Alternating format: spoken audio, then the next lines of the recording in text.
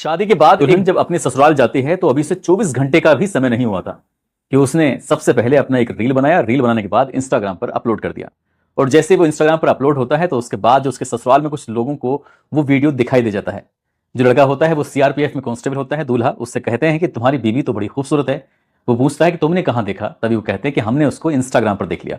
बस इतना था। उस दूल्हे को थोड़ा सा अजीब लगता है। वो अपनी दुल्हन के पास आता है और आकर कहता है कि हमारे यहाँ पर इस तरह से वीडियो नहीं बनाती दुल्हन, आपको थोड़ा सा इनसे दूरियां बना के रखनी चाहिए और अब भविष्य में कभी वीडियो मत बनाना, क्योंकि गांव के लोग मेरी कुछ मजाक बना रहे हैं।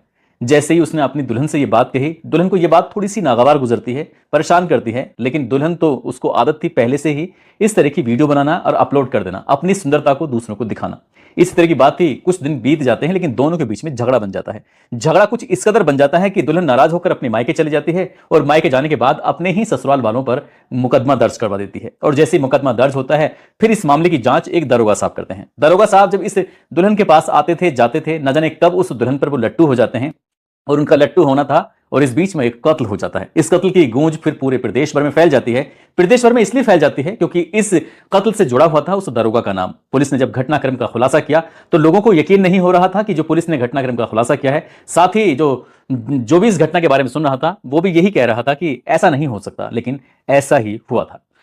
आदाब, नमस्कार, सत श्री अकाल। मैं उस्मान सैफी। आज की जो सच्ची घटना मैं आपको सुनाने जा रहा हूं, ये सच्ची घटना है उत्तर प्रदेश के जिला हमीरपुर की। जिला हमीरपुर में एक थाना लगता है जिसका नाम है मोदहा, और मोदहा राठ रोड पर एक गांव लगता है रमना।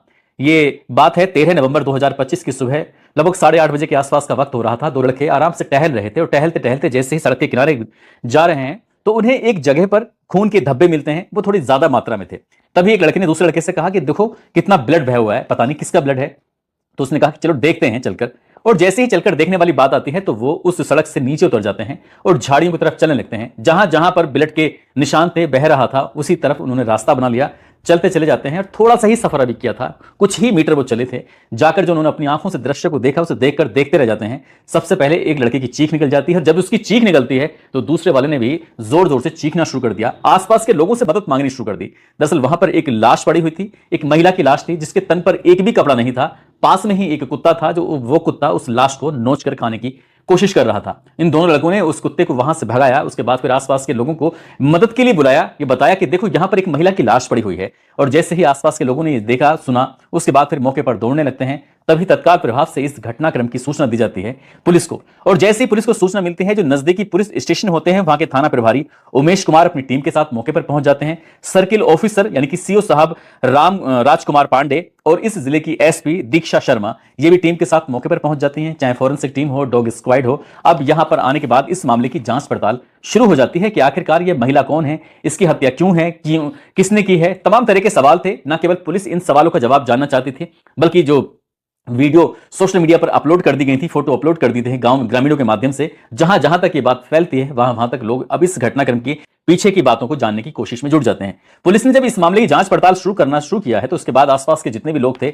इस राह से गुजरने वाले लोग थे, जो रोज आते जाते थे, उन लोगों से पूछना शुरू कर दिया कि तुमने क्या देखा क्या नहीं देखा। तो ज्यादातर लोगों का यह कहना था कि रात 12 बजे तक तो हमने ऐसी कोई चहलकदमी देखी नहीं है, उसके बाद हुआ होगा तो कुछ हुआ होगा। इसी बीच में फिर पुलिस ने 3 टीम बनाई जाती है। 3 टीम बनाने के बाद आसपास के 1-2 किलोमीटर के दायरे में जितने भी सीसीटीवी कैमरे लगे हुए थे उन सीसीटीवी कैमरे को खंगालना शुरू कर दिया जाता है। और जैसे ही सीसीटीवी कैमरे खंगाले जा रहे थे तो इसी बीच में एक गाड़ी थी जो संदिग्ध प्रतीत होती है, मारुति कंपनी की गाड़ी होती है और उसका नंबर होता है UP16 AA 9499। जैसे ही इस गाड़ी के बारे में कुछ पता निकाला जाता है उसके बाद फिर इसके मालिक तक पहुंचा जाता है। इसका मालिक होता है महोबा जिला का एक कबरई गांव लगता है, वहां का रहने वाला देवेंद्र कुमार। पुलिस की टीम उसके गांव पहुंच जाती है देवेंद्र कुमार के, और देवेंद्र कुमार से पूछा जाता है कि तुम्हारी कार दरअसल उस इलाके में क्या कर रही थी जिस इलाके में एक लाश मिली है। वो थोड़ा डर जाता है, घबरा जाता है, कहता है कि साहब उसका कोई दोष नहीं है, कार जरूर वहां पर गई थी लेकिन वो नहीं गया था। तब पूछा जाता है तो कौन गया था? वो कहता है कि साहब एक दरोगा जी हैं जिनका नाम है अंकित कुमार यादव। दरअसल उन्हें एक शादी समारोह में जाना था, वो मेरी कार लेके गए थे, इसके अलावा मैं और कुछ भी नहीं जानता। और जैसे ये बात पता चलती है नाम दरोगा का आता है।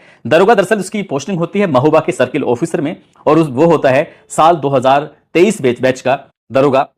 और उसके मोबाइल की सीडीआर निकलवाई जाती है कि वो किस किस के कांटेक्ट में था, उसकी जो लोकेशन थी वो कहां कहां जा रहा था, कहां कहां नहीं जा रहा था, क्योंकि उस दरोगा को कुछ भी नहीं पता है। हालांकि उसके यहां पर जब पुलिस ने दबिश दी तो घर पे तो नहीं मिलता, उसके बारे में और पता निकाला जाता है। तो उसके पिता होते हैं राजकुमार यादव, जो कि बनारस में दरोगा होते हैं। साथ ही वो मूल रूप से रायबरेली का थाना लालगंज और लालगंज का एक गांव लगता है महमद मऊ, वहां का वो निवासी होता है। और इसकी पोस्टिंग महोबा में होती है। पुलिस ने आखिरकार उसको ढूंढ ही लिया और वो जब शुरुआत में तो अपने घर पर नहीं मिलता, लेकिन सरकारी आवास पर मिल जाता है। और पुलिस ने जब उसे अपनी हिरासत में लिया, उससे पूछताछ करना शुरू किया है, तो उसके बारे में थोड़ी जानकारी और मिलती है। साल 2017 में, ये साल 2024 की ये बात है, 17 मार्च वो तारीख थी। पुलिस लाइन में इसकी पहली पोस्टिंग होती है। उसके बाद ये महोबा कंठ थाने जाता है और महोबा कंठ से इसकी कबरई थाने में इसकी पोस्टिंग हो जाती है। वहां लगभग 1 साल के आसपास रहता है। पुलिस ने अब ये जांच पड़ताल करना शुरू किया। उधर जो सीडीआर निकलवाई थी, सीडीआर के माध्यम से पता चलता है कि दरोगा साहब हैं तो अविवाहित, यानी कि उनकी शादी तो हुई नहीं है, लेकिन इसके बावजूद भी वो एक महिला के टच में थे, कांटेक्ट में थे। जब उस महिला के बारे में जानकारी जुटाई जाती है तो उस महिला का नाम होता है किरण, जो कि शादीशुदा होती है और 30 साल जिसकी उम्र होती है, जो कि गांव मकरवई, थाना कबरई और जिला महोबा की रहने वाली होती है। ये जब पुलिस ने जांच पड़ताल की तो ये लाश भी उसी महिला की होती है, किरण की, जिसकी पुलिस जांच पड़ताल में जुट रही थी। शनाख्त तो हो जाती है, लेकिन कत्ल क्यों हुआ है, अब पुलिस इसके कत्ल के पीछे की वजह को जानने चाह रही थी। कत्ल किसने किया है ये भी वजह जानना चाह रही थी। पुलिस ने जब अपनी जांच पड़ताल को आगे बढ़ाना शुरू किया तो पुलिस को कुछ हिस्ट्री में जाना पड़ा था, और वो हिस्ट्री थी साल 2023 की। फरवरी का महीना था और 22 तारीख थी। इस किरण नाम की महिला की सीआरपीएफ में कांस्टेबल होते हैं विनोद कुमार, और विनोद कुमार की जो गांव होता है वो जिला हमीरपुर का, थाना लालपुर, गांव नधेरा, वहां के रहने वाले होते हैं। इनकी शादी हो जाती है। जैसे शादी होती है धूमधाम से लड़की विदा होकर अपने ससुराल जाती है, लेकिन ये बताया जाता है कि अभी 2 या 3 दिन की ही कई वक्त था, 2-3 दिन के बाद ही इस दुल्हन का आरोप था, इसने एसआई के एफआईआर दर्ज कराई थी, मुकदमा दर्ज कराया था।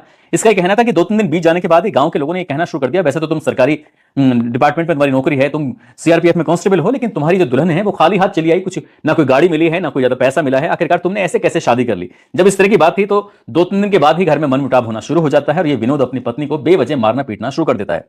हालांकि ये झगड़ा जब ज्यादा बढ़ने लगता है तो ये जून 2023 की बात है, इसका गर्भपात भी करा दिया जाता है, और अगस्त 2023 की बात है, 22 तारीख की बात है, इसको लड़की को किसी पेय पदार्थ में कुछ जहरीला पदार्थ देके इसको जान से मारने की कोशिश भी की जाती है। अब ये लड़की इतना ज्यादा परेशान हो जाती है, वह अपने मायके आ जाती है। मायके आने के बाद किरण ने कबरई थाने में 10 दिसंबर 2024 को अपने पति सहित 6 लोगों पर, परिवार के लोगों पर एफआईआर दर्ज कराई, और एफआईआर दर्ज कराने के बाद यह मुकदमा जाता है मधुरेश कुमार त्रिपाठी के पास, जो सब इंस्पेक्टर होते हैं और इस मामले की वो जांच पड़ताल में जुट जाते हैं। हालांकि वो पूरी तरह से इस मामले की जांच पड़ताल नहीं कर पाए थे, लेकिन यह बात भी सामने आती है कि जो विनोद कुमार होता है सीआरपीएफ में कांस्टेबल, उसने लोगों को आके बताया, मीडिया में बताया कि उसकी पत्नी को इंस्टाग्राम पर वीडियो बनाने का बड़ा शौक था, वो रील बनाती थी, और यही बात उसके परिवार वालों को पसंद नहीं आती है। और जब ये रोकने की कोशिश की जा रही थी तब उसने घर से झगड़ा करना शुरू कर दिया, और जो भी दहेज प्रथा के या दहेज के मामले के आरोप लगाए गए हैं पूरे परिवार पर, वो बिल्कुल बेबुनियाद हैं। हालांकि पुलिस इस मामले की जांच पड़ताल करने के लिए ही तो एफआईआर दर्ज की गई थी। ये जांच मधुरेश त्रिपाठी से हटाने के बाद अंकित कुमार यादव को जांच सौंप दी जाती है, और अंकित कुमार यादव इस मामले की जब विवेचना कर रहे थे तो जिन्हें जाना था उस लड़की यानी कि किरण की ससुराल, लेकिन वो पहुंच जाते हैं मायके। एक बार नहीं, बार बार वो मायके पहुंच जाते हैं, और मायके जाने के बाद कब उन दोनों के बीच में नजदीकियां बढ़ जाती हैं, दोस्ती बढ़ जाती है, दोस्ती प्रेम संबंध में बढ़ जाती है, और ऐसा मीडिया में दावा भी किया जाने लगता है कि इन दोनों के बीच में अनैतिक रिश्ते भी बन जाते हैं, एक दूसरे के साथ इतना करीब आ जाते हैं कि घूमना खाना फिरना ये सब ये साथ साथ होने लगता है। जब ये बहुत ज्यादा करीब आ जाते हैं तभी इस लड़की यानी कि किरण ने ये थोड़ा डिमांड करना शुरू कर दिया, और डिमांड कुछ इस तरह की हो जाती है कि वो कहती है कि मुझसे तुम शादी कर लो। वो शादी के लिए तैयार नहीं होता है अंकित कुमार दरोगा, और जब शादी के लिए तैयार नहीं होता है तो इसी बात पे इन दोनों के बीच में विवाद होना शुरू हो जाता है। पहले तो बहुत सारी बातें भी हो जाती, दिन में 10 बार 20 बार भी फोन हो जाया करते थे, लेकिन जब वक्त आगे बढ़ रहा था दरोगा ने इससे कन्नी काटना शुरू कर दिया और उसके नंबर को ब्लैकलिस्ट में डाल दिया। अब बातचीत नहीं होती थी, जब दोनों के बीच में बातचीत नहीं हो रही है, हालांकि 1.5 महीने की ही जांच पड़ताल की थी, लेकिन 1.5 महीने में वो इतने नजदीक आ जाते हैं इसका किसी को अंदाजा नहीं था। आखिरकार वक्त आगे बढ़ रहा था और ये 11 नवंबर 2025 की बात है। आखिरकार इसकी तारीख थी जो मामला कोर्ट में विचाराधीन चल रहा था, इसी तारीख में जब वो आती है तभी उसने इस दरोगा को फोन कर दिया। दरोगा को यह बात थोड़ी अजीब लग रही थी, परेशान कर रही थी कि ये महिला बेवजह पीछे ही पड़ गई है। जब बातचीत होती है तो कहती है कि शादी कर लो, नहीं तो तुम्हें रेप की केस में मैं जेल में अंदर पहुंचा दूंगी। अब ये समझाने की कोशिश कर रहा था, इसके लिए इसने 12 नवंबर 2025 की रात को चुना। उसने अपने मिलने वाले देवेंद्र कुमार से उसकी कार मांगी, कहा कि मुझे एक शादी समारोह में शामिल होना है, और इसी बीच में ये लड़की यानी कि महिला शादीशुदा वो घर वालों को बिना बताई दरोगा के पास पहुंच जाती है। और दरोगा के पास जाने के बाद अब ये दोनों घूमते हैं, खाते पीते हैं, मजे करते हैं, और रात लगभग 1 बजे के आसपास की बात है। हमीरपुर जिला लगता है, उसका ही गांव लगता है रमना गांव। 1:14 के आसपास कार रोकी जाती है। इस महिला को बहुत तेज टॉयलेट आ रहा था। उन्होंने कहा कि रात में बहुत ज्यादा अंधेरा हो रहा है, वैसे कोई देखने वाला है नहीं, तुम जाकर आराम से गाड़ी से उतरो और जाकर टॉयलेट कर लो। जैसे ही वो महिला टॉयलेट करने के लिए उतरती है, अपने बैठती है, इसी बीच में दरोगा अपनी कार से एक लोहे की रोड निकालता है। लोहे की रोड निकालने के बाद उस बैठी हुई महिला को वो ताकत के साथ उसको रोड मार देता है। एक के बाद एक कई रोड मारता है। ऐसे भी दावा किया जा रहा है कि उसका गला दबाकर उसकी हत्या कर दी जाती है। उसकी लाश को खींचते हुए दूर लेके जाता है। इसी खींचातानी में ऐसा भी बताया जाता है कि उसके सारे के सारे कपड़े उतर गए। ये बात थोड़ी अजीब लगती है कि उस लड़की महिला को जब खींच के ले जा रहा है तो उसके तन पर एक भी कपड़ा नहीं रहता है, या ये भी दावे किए जा रहे हैं कि शायद जानवरों ने इसके कपड़ों को खींच खींच के फाड़ दिया होगा। ये जो भी कुछ है, लेकिन इसमें लगभग इसने 25-30 मिनट में ही सारा काम कर दिया, उसकी लाश को भी ठिकाने लगा दिया, उसके जो सबूत थे वो भी मिटा दिए, उसके कपड़े भी उतार दिए, सब कुछ काम कर दिया। और वो बचने की तमाम कोशिश कर रहा था, ये सोच करके शायद कभी पकड़ा नहीं जाएगा। वैसे भी वो पुलिस में है, उसका बाप भी दरोगा है, तो इसका कोई क्या बिगाड़ेगा। और पुलिस ने जब अपना काम करना शुरू किया है तो आखिरकार दरोगा पकड़ा जाता है। जब पकड़ा जाता है तो वो सच को कबूल कर लेता है। पुलिस ने उसे 16 नवंबर 2025 को गिरफ्तार किया और गिरफ्तार करने के बाद उसको जेल भेज दिया। हालांकि जो महिला थी वो उसे धमकियां दे रही थी, ऐसा दावा किया जा रहा है कि वो कह रही थी कि मुझसे शादी कर लो, नहीं तो रेप किस्मत में अंदर कर दूंगी। उसको तो अंदर होना ही था। काश कि वो जांच करने नहीं जाता, और जाना ही था तो उसे उस महिला के साथ अपने इस तरह के संबंध स्थापित नहीं करने चाहिए थे। उसे अपने प्रोफेशन के प्रति गद्दारी नहीं करनी चाहिए थी। गद्दारी की सजा तो दरोगा का मिलनी ही थी, और वो फिलहाल सलाखों के पीछे अपनी जिंदगी गुजार रहा है।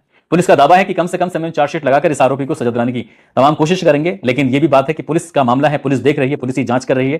कितने दिन तक ये सलाखों के पीछे रहेगा, कि इस महिला को वाकई इंसाफ मिल पाएगा या नहीं मिल पाएगा, यह भी बात भविष्य के घर में छिपी है। दोस्तों, इस पूरे घटनाक्रम को सुनाने का उद्देश्य किसी को परेशान करना नहीं है, किसी का दिल दुखाना नहीं है, बल्कि आपको जागरूक करना है, आपको सचेत करना है। आपको यह भी बताना है कि कानून का चाहे रखवाला हो या फिर कानून तोड़ने वाला हो, या फिर कोई भी मंत्री हो, विधायक हो, सांसद हो, या फिर राष्ट्रपति हो, प्रधानमंत्री हो, कोई भी हो, कानून सभी के लिए बराबर है। दरोगा के दिमाग में ये बात जरूर रही होगी कि उसका बाप भी दरोगा, वो खुद भी दरोगा है, उसका कोई क्या बिगाड़ेगा। ये लड़की थोड़ी गरीब परिवार की है। हालांकि इस पूरे घटनाक्रम में, पूरे मामले में लड़की के जो परिवार वाले हैं वो इस जांच को लेकर संतुष्ट नहीं है, खुश नहीं है। उनका कहना है कि इस मामले में और भी लोग शामिल हो सकते हैं। और भी शामिल है या नहीं है, पुलिस इस प्रकरण की बारीकी से जांच पड़ताल में